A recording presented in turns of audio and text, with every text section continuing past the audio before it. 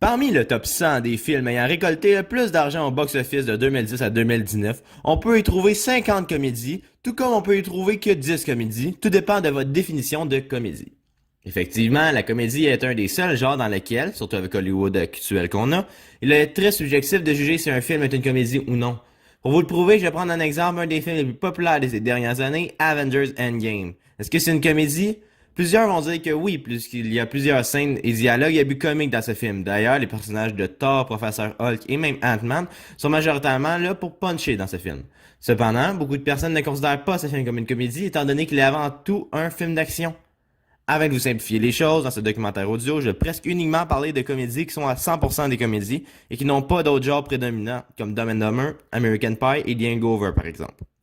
Je précise que je vais presque uniquement parler de ce type de comédie pour deux raisons. Premièrement, je vais parler quand même beaucoup de comédies romantiques, même si la romance est prédominante dans ce film, puisque c'est très rare une romance qui n'implique pas de comédie. Deuxièmement, je vais également traiter de la comédie dans les films d'action, puisque les films d'action qui mettent de l'avant beaucoup d'humour et tendance à Hollywood ces temps-ci, et passer à côté de ce sujet sera une grave erreur de ma part, à mon avis. Bon, commençons cette histoire de comédie-là. Vous le saviez fort probablement déjà, mais la comédie existait depuis un pas pire bout en 70, puisqu'elle est un des premiers genres qui est apparu au cinéma dans l'histoire de celui-ci. Il faut savoir qu'avant tout, la comédie a connu un tournant très majeur en plein milieu des années 70, ce qui cause une différence énorme entre les années 70 à 75 et 1976 à 1979. En 1970, il y avait très peu, si ce n'est pas de grands noms de la comédie. Le concept d'un acteur connu juste pour ses comédies était très peu populaire, malgré la popularité énorme de Charlie Chaplin et Laurel et Hardy à peine quelques décennies auparavant. D'ailleurs, la majeure partie des comédies qui font fureur en ce début de décennie sont basées sur des histoires déjà connues du public, comme Pink Panther par exemple, ou sont des films faits par des humoristes qui viennent d'autres médias comme les Monty Python et Cheech Chong. Les deux seuls réels noms de la comédie à Hollywood qui se sont démarqués à cette époque étaient l'acteur Gene Wilder pour Young Frankenstein, Blazing Saddles et Everything You Always Wanted to Know About Sex But Were Afraid to Ask. Pas pour le nom de film, hein? D'ailleurs, Everything You Always Wanted, ce film-là, a été réalisé par l'autre grand nom de la comédie hollywoodienne du début des années 70, Woody Allen. Woody Allen était le réalisateur maître actuel du genre, spécialisé en comédie romantique avec le temps. Le long métrage Take the Money and Run, Bananas, Everything You Always Wanted to Know About Sex, je vous le promets, c'est la dernière fois que je prononce ce titre de film excessivement trop long dans ce documentaire. Sleepers, Love and Death et surtout, un des plus gros succès de toute sa carrière, Annie Hall, sorti le 20 avril 1977, qui a récolté un total de 38,29 millions de dollars pour un budget de 4 millions. C'est excellent pour un film sorti en 1977. Maintenant, décrochons un peu du grand écran pour s'intéresser au petit écran un instant. C'est le 11 octobre 1975 que NBC diffuse le tout premier épisode d'une émission qui en est aujourd'hui à sa 45e saison qui a révolutionné la comédie. Saturday Night Live est une émission à sketch créée par Lorne Michaels qui a changé l'humour hollywoodien en faisant connaître au public une multitude de comédiens qui ont chacun à leur façon contribué au genre. Le pitch de l'émission est simple, une troupe de comédiens font des sketchs en lien ou non avec l'actualité et ils sont aidés par des vedettes invités qui animent l'épisode dans lequel ils sont invités.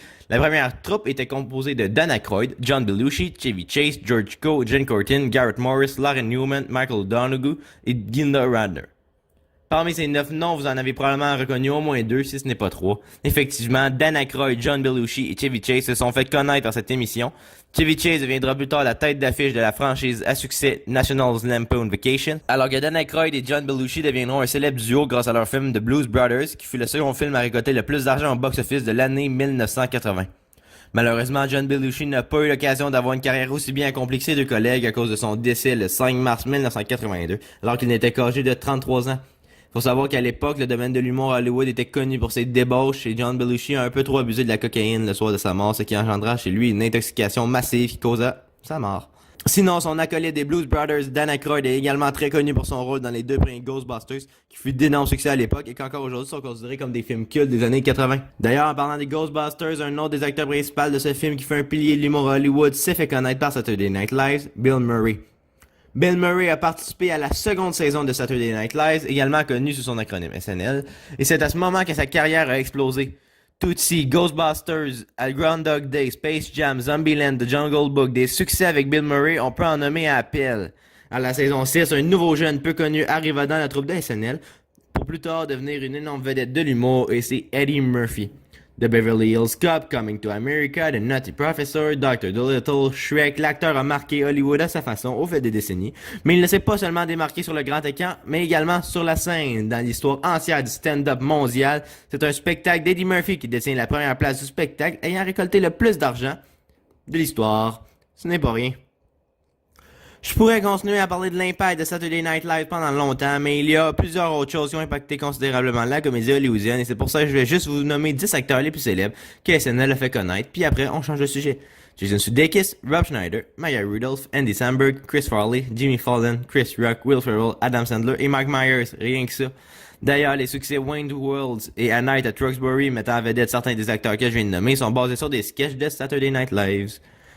Bref, on arrive dans les années 80 et la majeure partie des succès de la comédie mettent à vedette des anciens de SNL, mais d'autres acteurs connaissent tout autant de succès dans le genre. Premièrement, il y a eu John Candy qui a connu un succès phénoménal malgré sa très courte carrière puisqu'il est mort très jeune à l'âge de 43 ans en 1994 à cause d'une crise cardiaque. Uncle Buck, Home Alone, Planes, Trains and Automobiles et Spaceballs font partie de ces films notables. Deuxièmement, il y a Steve Martin qui fut également célèbre pour son stand-up remarquable. Troisièmement, Michael J. Fox, l'acteur principal de la comédie qui a récolté le plus d'argent au box-office de tous les années 80, Back to the Future. Inutile de le préciser, le film aujourd'hui culte l'a directement propulsé parmi les acteurs les plus célèbres d'Hollywood à l'époque. Pour finir, on a eu un certain dénommé Tom Hanks qui, avant de devenir la vedette oscarisée qu'il est aujourd'hui, s'est fait connaître pour jouer dans plusieurs succès humoristiques des années 80, les plus célèbres étant The Money Pit, Splash et Big. Sinon, durant les années 80, les comédies policières ont connu un essor de popularité et plusieurs grandes franchises sont issues de cette décennie, dont Police Academy, Little Weapons, The Beverly Hills Cop, Conniff et The Naked Gun. Bon, les années 90 en comédie, ça ressemble à quoi? 4 acteurs ont été extrêmement dominants durant les années 90. Adam Sandler, révélé par Saturday Night Live, comme je l'ai dit tantôt. Billy Madison, Happy Gilmore, The Waterboy, Big Daddy et The Wedding Singer ont tous contribué à lui donner le prestige qu'il a encore dans le domaine de l'humour à Hollywood. Le second est encore un gars de SNL, c'est Mike Myers, qui s'est fait connaître au grand écran majoritairement grâce à 2 rôles. Pour commencer, les 2 Wayne's World et la trilogie considérée comme culte par plusieurs des Austin Powers, parodie du célèbre agent 007. Le troisième acteur, quant à lui, était déjà connu en arrivant en 90, mais c'est vraiment lors de cette décennie qu'il a connu ses plus gros succès, et c'est Robin Williams. Il n'est certes pas l'acteur qui a joué dans le plus de comédies lors des années 90, dû au fait qu'il a joué dans quelques films appartenant à d'autres genres comme dans Good Will Hunting, Patch Adam ou Awakenings par exemple. Mais sa prestation comique du génie dans Aladdin et son rôle titre dans les classiques Mrs. Doubtfire et Jumanji nous permet de le considérer comme un des acteurs majeurs de la comédie dans les années 90. Le quatrième et le dernier dont je vais parler pour les années 90 c'est celui qui, selon moi, est celui qui a le plus marqué cette décennie. Inconnu du public en 90, 91, 92, 93, il est devenu une star mondiale en 94 grâce à 3 films qui sont aujourd'hui cultes. Effectivement, Ace Ventura, The Mask, Dumb and Dumber nous a révélé le talent de Jim Carrey qui attirait tous les regards cette année-là. La chose intéressante des années 90 en termes de comédie est la montée en popularité soudaine des comédies romantiques, un peu comme a connu la comédie policière lors de la décennie précédente.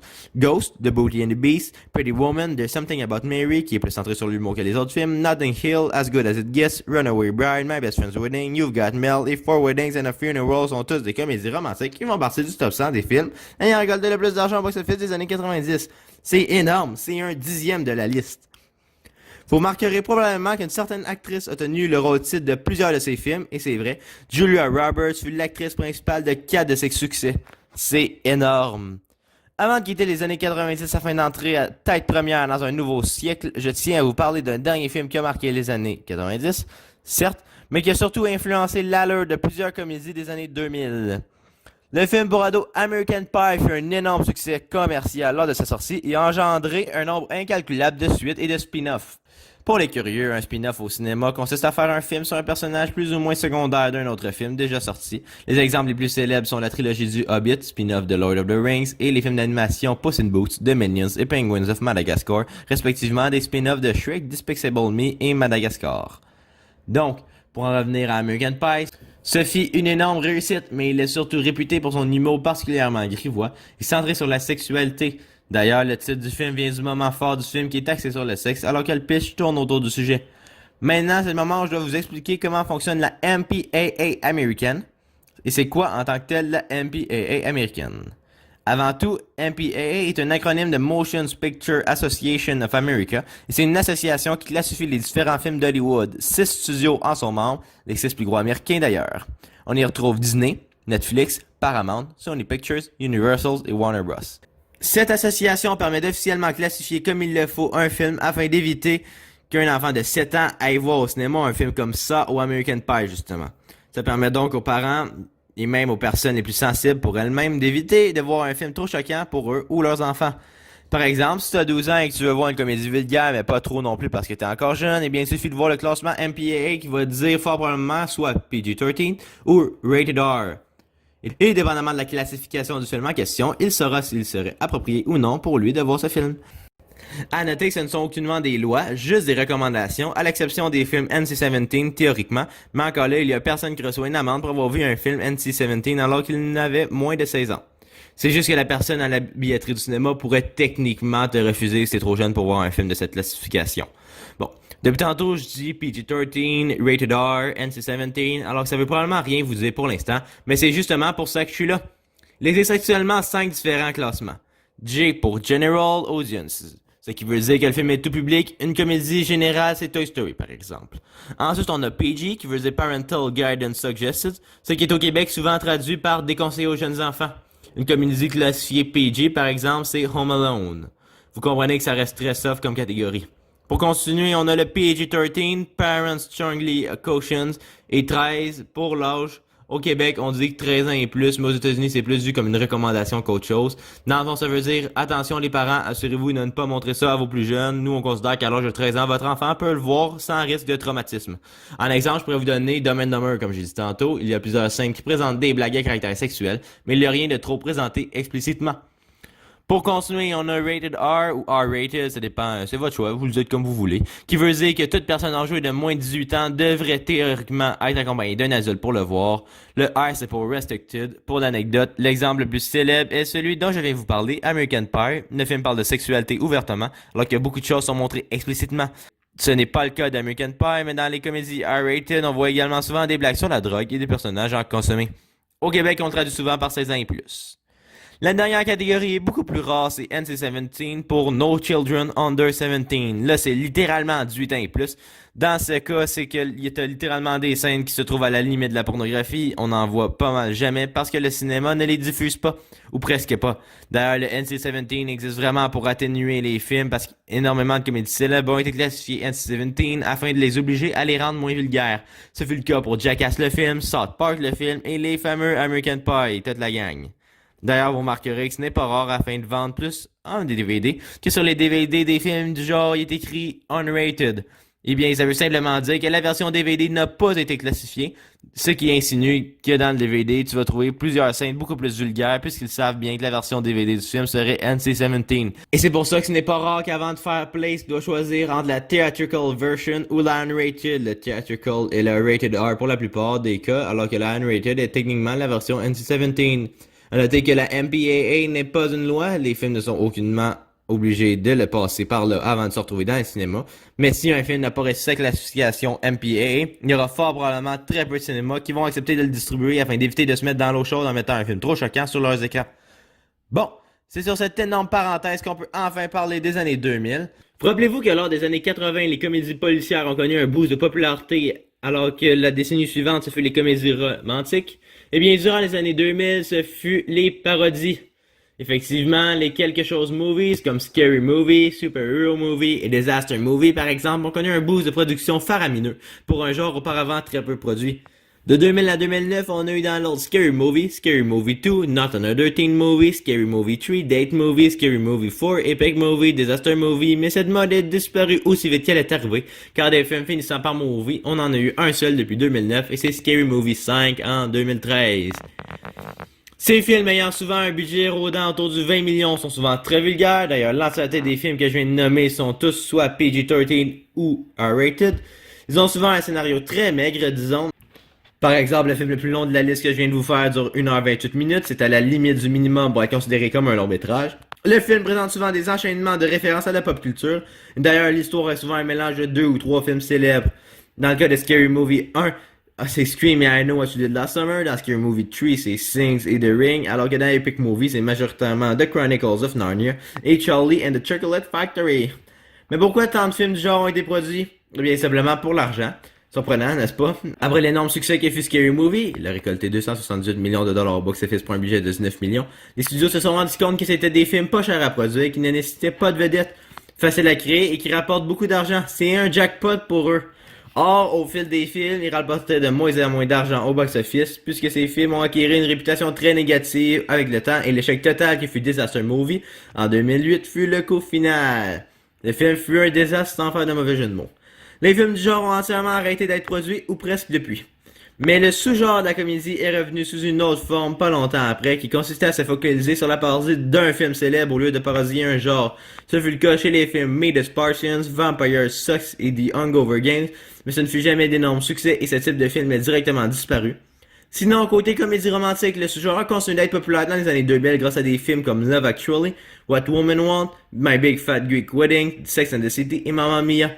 Un autre lieu où la comédie fut très présente dans ce début du 21e siècle fut l'animation, que ce soit chez les Shrek, les Ice Age, les Madagascar, Monsters Inc. ou Nemo. Tous les plus grands succès de l'animation de cette décennie étaient centrés sur la comédie, mais pour les plus curieux d'entre vous, j'en parle beaucoup plus en détail dans mon documentaire audio sur l'histoire du cinéma d'animation. Vous pourrez aller voir après celui-ci si ça vous intéresse. À l'extrême opposé, la chose qui démarque le plus les comédies des années 2000 est la popularité ahurissante des comédies rated R. Wedding Crashers, Step Brothers, Tropic Thunder, Knocked Up, Pineapple Express et Forgetting Sarah Marshall sont tous des comédies R-rated qui ont connu un certain succès. Je vous rappelle que même pas 10 ans auparavant, le R-rated se faisait presque pas en comédie à Hollywood. Mais le film rated R qui a explosé tous les scores en fin de décennie est The Hangover. The Hangover a connu un tel succès qu'il a encore un impact à Las Vegas, le lieu où se déroule l'intrigue du film. En effet, plusieurs employés du Caesar Palace, l'hôtel que louent les personnages du film à un moment donné de celui-ci, ont avoué qu'ils se font très souvent dire des répliques célèbres du film, même que les autorités de Las Vegas ont révélé avoir perpétué une énorme quantité d'arrestations de gens qui essayaient de reproduire certaines scènes du film.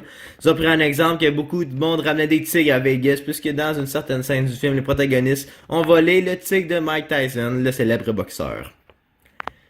Durant les années 2010, les comédies en tant que telles ont très peu changé comparé à l'autre des années 2000. Les films d'animation les plus abondants et populaires ont été ceux centrés sur l'humour, surtout avec la montée en popularité des Minions au cours de la dernière décennie.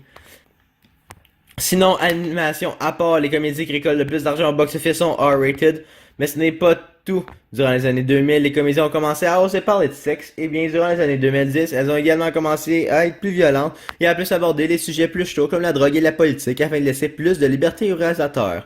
Les deux Deadpool sont un exemple de violence mélangée à l'humour grivoise, ou les Jump Street dans lesquels la drogue est au centre de l'histoire. Ces films font partie des plus grandes réussites de la comédie des années 2010. Niveau politique, ça s'est pas mal calmé à la suite de l'incident survenu après The Interview. The Interview est une comédie sortie en 2014 qui raconte l'histoire d'un animateur de talk show incarné par James Franco et son producteur incarné par Seth Rogen qui doivent pour la CIA faire un coup d'état et assassiner le célèbre dirigeant nord-coréen Kim Jong-un. Devinez à qui ce film n'a pas plu? Évidemment. Après avoir vu la bande-annonce du film, le dirigeant de la Corée du Nord a grandement rabaissé les États-Unis, le réalisateur du film, ainsi que James Franco et Seth Rogen. Il a même demandé à l'ONU de punir les deux acteurs vedettes. Cependant, à l'exception d'avoir peut-être augmenté les tensions entre les États-Unis et la Corée du Nord, l'histoire autour de ce film semblait être finie à l'époque. Mais non! Un mois avant la supposée sortie du film, Sony Pictures Entertainment, le studio de production et distribution du film, a subi une énorme cyberattaque. Un groupe de hackers autoproclamés comme étant The Guardians of Peace ont piraté les ordinateurs de Sony et ont publié sur Internet 5 films de Sony dont les sorties étaient à venir. Mais ce n'est pas tout. Les Guardians of Peace ont dit mot pour mot à Sony, et je cite, « Nous avons toutes vos données internes, incluant des secrets. Si vous n'obéissez pas, nous publierons ces données. Vous avez jusqu'au 24 novembre à 23h pour vous décider. » Vous vous demandez probablement quel est le lien entre cette cyberattaque et le film The Interview. Eh bien, les pirates ont ensuite menacé Sony de faire exploser chaque cinéma où le film serait diffusé. Naturellement, à la suite de cette nouvelle, la majeure partie des cinémas américains ont décidé de refuser de projeter le film. Et Sony Pictures ont finalement décidé d'annuler la sortie en salle de celui-ci et plutôt de le sortir en ligne, payant à la place. Malgré tout, après que Barack Obama, le président des États-Unis à l'époque, ait publiquement dit qu'il était déçu du fait que Sony se soit écroulé sous les menaces des pirates, Sony a décidé de sortir dans quelques centaines de cinémas et seulement, ce qui est excessivement peu pour une production hollywoodienne, au budget approximatif de 80 millions de dollars. On n'a finalement jamais réellement su qui était The Guardians of Peace, alors qu'en décembre de la même année, le FBI a affirmé que c'était le gouvernement de Kim Jong-un qui était derrière tout ça. Or, le porte-parole du département politique de la Commission de défense nationale de la République populaire démocratique de Corée, il a-tu le nom de job lui, a publiquement nié ce qu'a affirmé le FBI et a demandé au gouvernement américain d'ouvrir une enquête conjointe afin de trouver le coupable en les menaçant que cela pourrait entraîner de l'autre conséquence si ceux-ci refusaient. Bref, cette histoire qui a pris des proportions incroyables a vraiment stoppé pendant un bon bout les comédies politiques, surtout si elles sont produites par de grands studios. Bref, de nos jours, la comédie en tant que telle est loin d'être le genre le plus dominant d'Hollywood, mais ses dérivés, tels que les comédies d'animation et les films de super-héros qui incluent beaucoup d'humour, tels que les Marvels, sont tant qu'à eux très dominants dans le box-office nord-américain et ça semble être bien parti pour continuer comme ça pendant un bon bout. Sur ce, je vous souhaite une belle fin de soirée et riez.